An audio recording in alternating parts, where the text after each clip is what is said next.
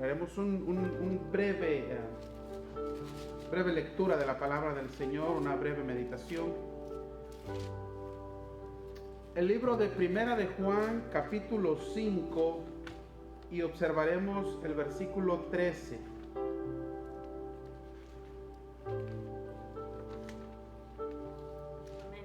Primera de Juan, capítulo 5, versículo 13. Dice la palabra del Señor: estas cosas os he escrito a vosotros que creéis en el nombre del Hijo de Dios, para que sepas que tenéis vida eterna y para que creáis en el nombre del Hijo de Dios.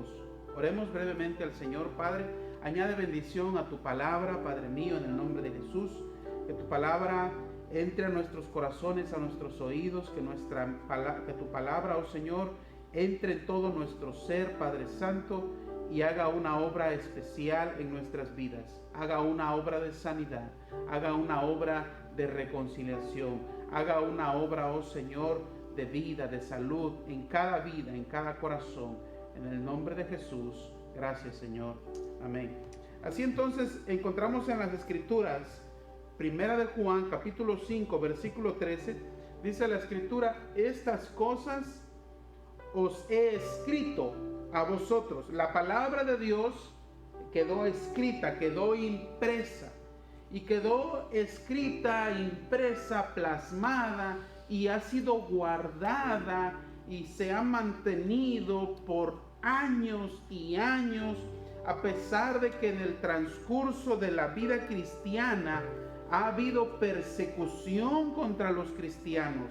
Se les ha perseguido, se les ha encarcelado, se les ha azotado, se les ha despreciado.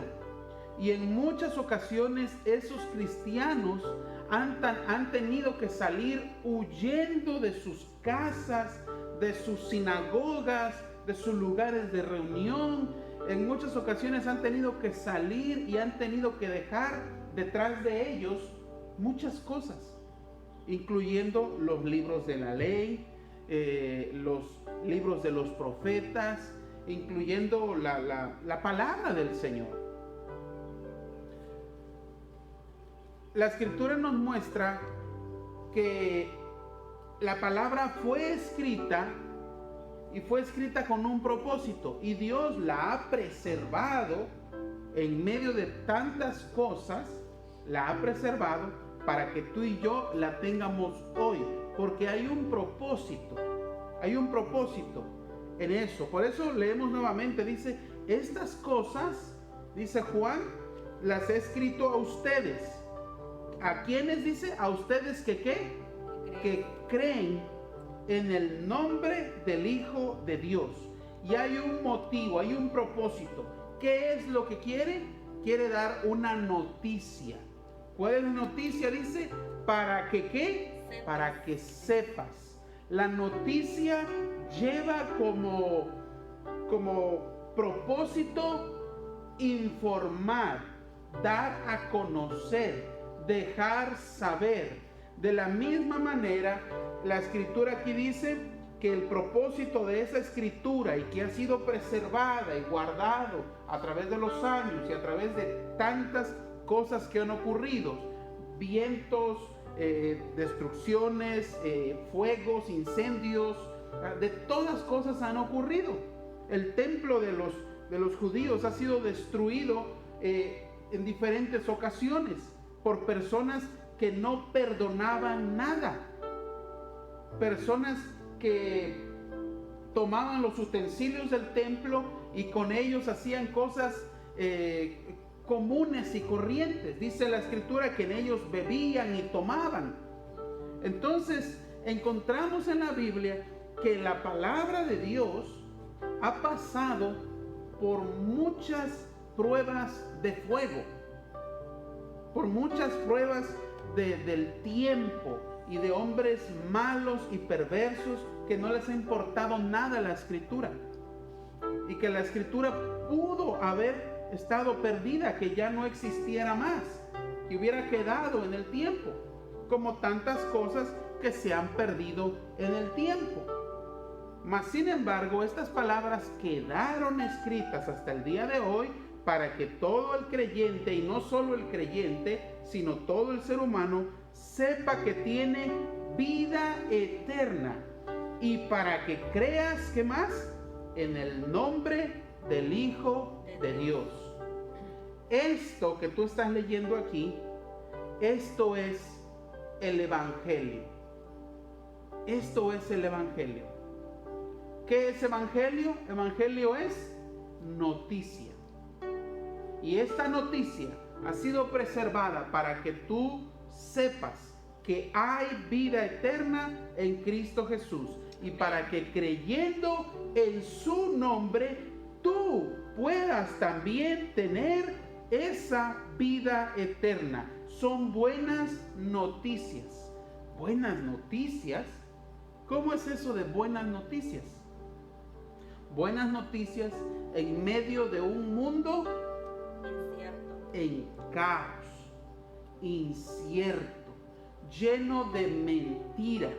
Todo es mentira, nada es verdad, todo es pasajero, nada es para siempre. Vivimos en un mundo incierto, con incertidumbres.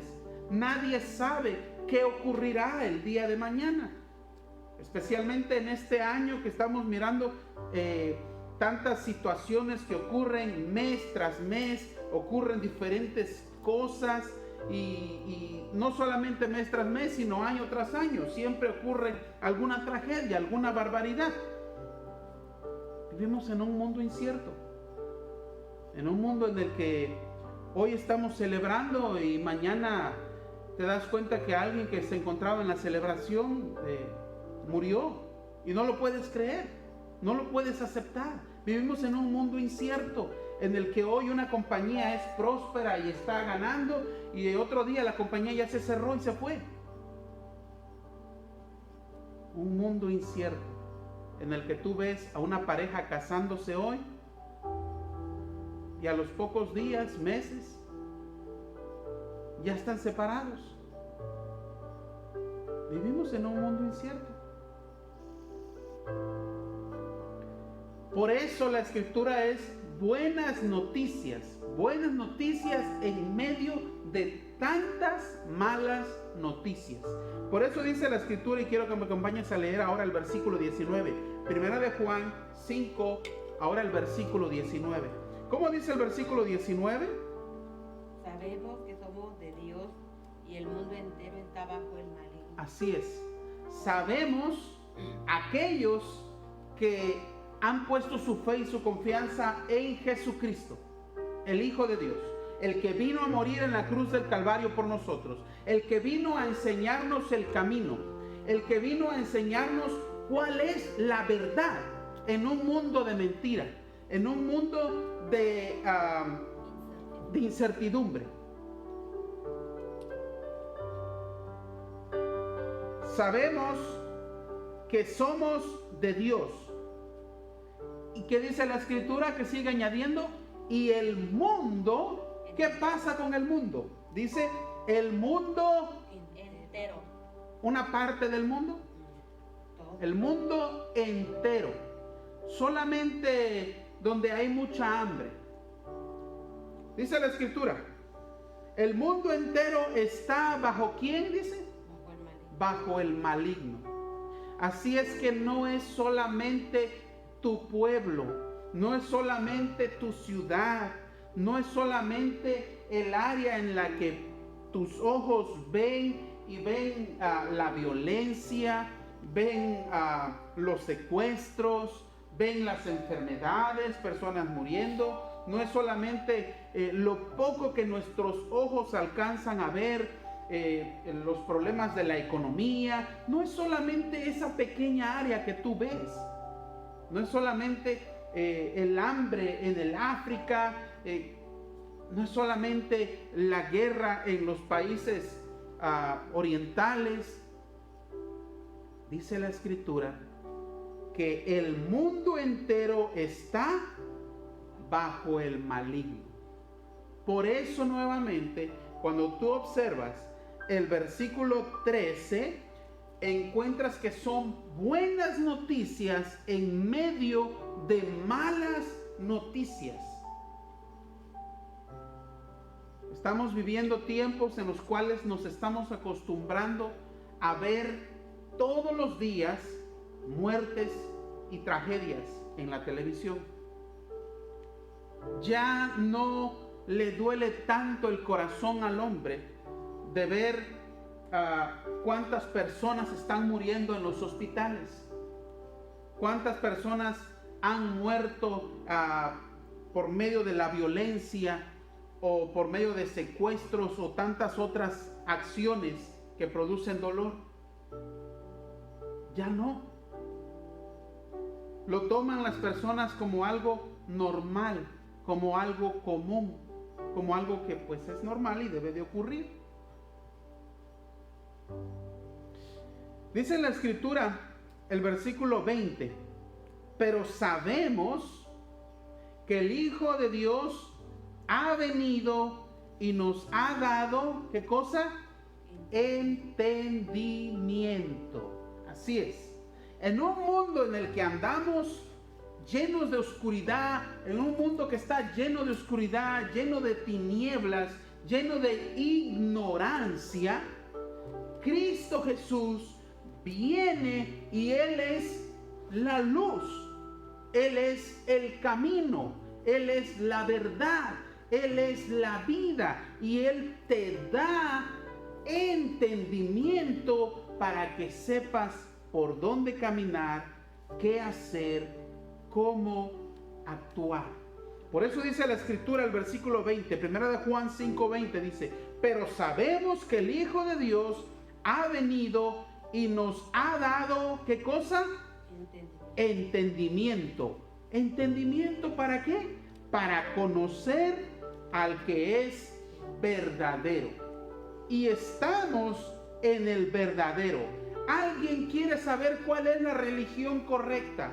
¿Alguien quiere saber cuál es el camino correcto? El hombre es perverso, el hombre es hipócrita, el hombre es mentiroso, pero Jesús es real. Jesús es verdadero. Por eso dice la escritura, y estamos ¿en quién? En el verdadero. ¿Quién es ese? En su Hijo Jesucristo. Este es el verdadero Dios y la vida eterna. Así es. ¿Quién es el verdadero entonces? El apóstol, el misionero, el pastor, el que habla tan bonito, el que te emociona. No, el verdadero, el genuino, el único, el inigualable, incomparable, el altísimo, el nombre que es sobre todo nombre, es Jesucristo. Amén. Y dice la escritura que pongamos nuestros ojos ¿en quién? En Jesucristo. En Jesucristo. No en el apóstol, en el misionero, en el pastor, en el evangelista, no en el hermanito tal. Dios nos dice en su palabra que pongamos nuestros ojos en Jesucristo. Vamos a mirar brevemente el libro de los Salmos capítulo 14. El libro de los Salmos capítulo 14 nos muestra un poquito la realidad de este mundo. Salmo 14. Amén. Dice la escritura, dice el necio en su corazón, ¿qué cosa? No hay Dios. Así es. El hombre rebelde, el ser humano rebelde que no quiere y que quiere vivir en el pecado y que ha sido dañado por la maldad que ha visto, por la oscuridad que hay, por las tinieblas que hay, por la incertidumbre de este mundo, porque mira un mundo de mentiras, ha sido dañado en su corazón. y no puede creer, no puede comprender, no puede entender. Y ese tipo de personas dicen en su corazón, ¿qué cosa? No hay Dios. No hay Dios. Salmos 14, versículo 1 dice el necio en su corazón, no hay Dios. ¿Qué pasa con ellos? De acuerdo a la escritura, de acuerdo desde la perspectiva de Dios, porque esto es palabra de Dios, desde la perspectiva de Dios, dice Dios que todo aquel que dice, ¿en dónde? En su corazón no hay Dios. ¿Qué ha pasado con esa persona? Se ha corrompido. Ha perdido su integridad o su formación como Dios lo había hecho. Es como un pan que es muy bonito, está muy bien, pero cuando alguien lo desbarata, ya se perdió su forma. Y dice la escritura que una persona que expresa eso, no solamente de labios, porque hay personas engañadas, hay personas que buscan un pretexto, una excusa para no asistir, no acercarse a Dios. Mas sin embargo, aquel que dice eso en su corazón, esto es bien interesante, el que lo dice en su corazón, el que lo cree. Hay personas que dicen Dios no existe, pero solamente lo dicen de labios, pero muy en lo profundo tienen temor. Simplemente lo usan como excusa para no lidiar más con aquel que le está hablando, pero muy en su interior saben que hay un Dios. Pero hay otro grupo de personas que de verdad, en su corazón creen que no hay Dios. Y eso es peligroso. Eso es muy peligroso. Cuando tú en tu corazón alcanzas a poner esa semilla de que Dios no existe, que Dios no es real, y lo pones en tu corazón, eso causa una serie de problemas que son las que vemos hoy en el mundo. Dice la escritura por eso, que esa persona que ha puesto ese pensamiento en su corazón es una persona que se ha corrompido. Por eso dice el necio en su corazón, no hay Dios. Se han corrompido y debido a esa situación, a que lo ha puesto en su corazón, ahora ¿qué dice? Hacen obras abominables. No hay quien haga el bien. Así es. Cuando el ser humano pone en su corazón ese pensamiento, automáticamente quitó los frenos, quitó el control, quitó el miedo o el temor, quitó algo que lo detenga para hacer lo incorrecto, lo indebido. ¿Por qué? Porque Dios no existe. En otras palabras, no hay consecuencias. ¿Me explico? Y cuando eso se forma en el corazón del hombre, el ser humano, es capaz de hacer las cosas más abominables, más detestables para con Dios. Por eso dice el versículo 2: Jehová miró desde los cielos sobre los hijos de los hombres para ver si había ¿qué? Algún entendido que buscara a Dios. Mas dice la escritura, este es el mundo en el que vivimos. Todos se desviaron a una se han corrompido. No hay quien haga lo bueno. Y atención ahí, porque esto es verdad. Dice ahí, no hay ni siquiera ¿qué? Ni siquiera uno, ni siquiera el pastor, ni siquiera el sacerdote, ni siquiera nadie, ni el que trae el vestuario más largo, ni aquel que trae el vestuario más corto, ni aquel que habla mucha palabra de Dios, ni aquel que casi no dice nada, ni aquel que se la pasa, que ya ni come, solamente ayuna y ora. Todos, dice la escritura, que todos nos hemos descarriado, todos hemos cometido pecado. Dice la palabra de Dios que no hay quien haga el bien, no hay quien haga lo bueno, ¿y qué? Y nunca peque. ¿Qué quiere decir la escritura? Que yo puedo hacer muchas buenas obras. Tú me puedes ver aquí todo el día orando, cantando, ayudando al pobre, al necesitado, no sé, hacer muchas buenas obras. Pero en algún instante yo voy a cometer pecado, porque lo dice la palabra de Dios, que no hay ni siquiera uno que haga el bien y ¿qué? Y nunca peque. Todos somos pecadores, todos. Por tanto, ya que nos encontramos en esa condición, es que Jesús llegó y nos dijo que no señale, que no apunte, que no juzgue. ¿No fue a eso a lo que llegó Jesús? A enseñar al hombre. No juzguéis, no apuntes, no señales, no busques culpables, porque todos somos culpables.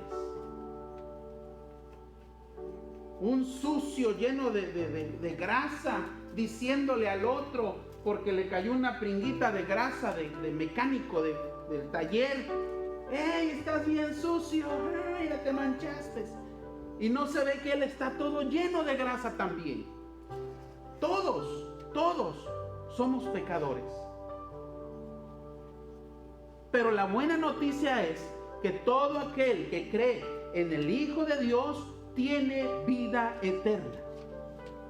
Todo aquel que cree que Jesucristo es el Hijo de Dios y que murió por él en la cruz del Calvario, dice la Escritura que tiene vida eterna. Así que vamos a continuar. Dice la Escritura, Salmos 14, versículo 3: todos se desviaron a una se han corrompido. No hay quien haga lo bueno, no hay ni siquiera ¿qué? Uno. No tienen discernimiento, no pueden entender, no pueden comprender, no tienen esa algo para poder mirar y entender las cosas. Dice, no tienen discernimiento todos los que hacen ¿qué? Iniquidad, que devoran a mi pueblo como si comiesen pan, y a Jehová, ¿qué cosa? No invocan. Ellos temblaron de espantos, porque Dios está con la generación de los justos. Del consejo del pobre se han burlado, pero Jehová es su esperanza. Todo aquel que cree, la esperanza de uno está en Dios, en Jehová Dios. Y el versículo 7 dice: oh, que de Sión saliera la salvación de Israel.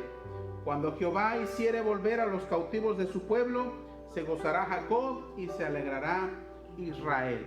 Amén. En medio de estos versículos encontramos la verdad de que el Evangelio viene para un mundo en tinieblas, en un mundo en oscuridad, en un mundo que, oye bien, necesita el Evangelio. Acabamos de mirar que cuando el hombre no tiene el Evangelio en su vida, cuando el hombre no tiene a Cristo en su corazón y cree que Dios no existe y cree que Dios no es real, ¿qué pasa con el hombre? Se destrampa. El ser humano se destrampa y hace cualquier barbaridad porque no hay consecuencia, no hay Dios, no hay temor. Y por eso vivimos en un mundo como en el que vivimos, donde hay violencia, donde es fácil matar a la otra persona por un rencor, por algo que no se quiso perdonar, simplemente por una palabra, por una mirada que le echaron. Es fácil matar a otra persona. Por eso vivimos en un mundo donde por unos pesos secuestran a los hijos de las personas.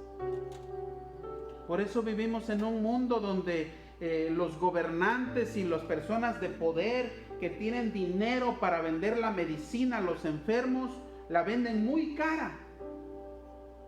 Y no les importa que aquellos que están padeciendo. Por eso vivimos en un mundo así, porque no hay temor de Dios, porque no creen en Dios. El evangelio es importante. Que tú y yo tengamos a Cristo en el corazón es importante. Que tu familia conozca del evangelio es importante. Que tú siembres la semilla del evangelio en tus hijos, en tu familia, en tus parientes, en tus amigos, en los que te rodean, es importante. Porque es un beneficio que te beneficia a ti y les beneficia a ellos. Si todos creyeran que hay un Dios, si todos fueran temerosos y reverentes de Dios, no hubiera toda esa violencia, no hubiera toda esa maldad, no hubiera toda esa necesidad que hay en el mundo. Y la gente se atreve a cuestionar y a decir, ¿por qué Dios permite que esto pase? ¿Por qué Dios permite que esto ocurra? Y quieren echarle la culpa y juzgar y castigar y hablar mal de Dios, cuando en realidad es culpa del hombre, que por no tener a Dios en su corazón se destrampa y es capaz de hacer barbaridades. Dios ya hizo su parte, enviando a su Hijo Jesucristo a salvarnos, a enseñarnos cuál es el camino, cuál es la verdad. Y el grupo de aquellos creyentes que han creído y que han experimentado el amor de Dios y que su vista ha sido limpiada y que pueden ver y que pueden entender y que se identifican y que saben que es la verdad, ese pequeño grupo que lo ha logrado ha fallado porque no sigue la estafeta llevando el evangelio a otras personas para que el mundo sea diferente. Oremos al Señor y demos gracias por esta palabra. Padre, en el nombre de Jesús, te damos gracias por esta palabra de bendición, Señor. Reconocemos que tu palabra es la verdad, tu palabra es vida.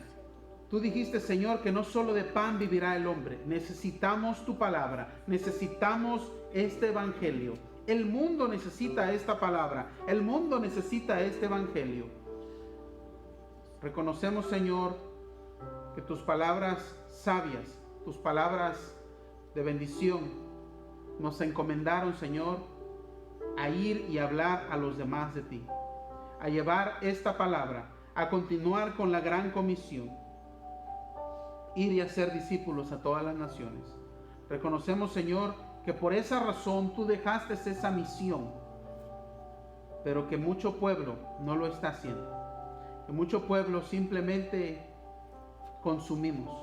En el nombre de Jesús, te rogamos, Señor, que nos actives, que nos levantes, que nos muevas, oh Señor, y que pongas esa pasión en nosotros, que seamos llenos de tu Santo Espíritu, que seamos llenos de tu presencia, Señor, de tal manera seamos llenos, oh Señor, que no podamos contener nuestra boca, que no podamos contener nuestros pies, que no podamos contener, Señor, nuestro deseo y nuestra pasión por hablarle a otros. Tu palabra dice que de la llenura del corazón habla la boca, y muchos no hablamos porque estamos vacíos, porque no tenemos nada.